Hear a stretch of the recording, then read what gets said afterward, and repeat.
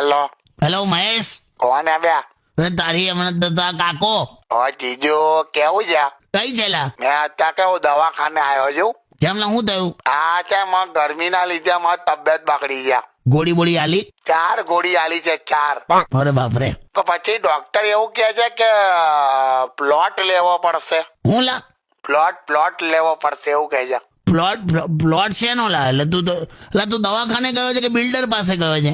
ના દવાખાને જ છું. આ મને દવાખાનામાંથી જ કીધું મને. શું કીધું? એટલે પ્લોટ લેવો પડશે એમ?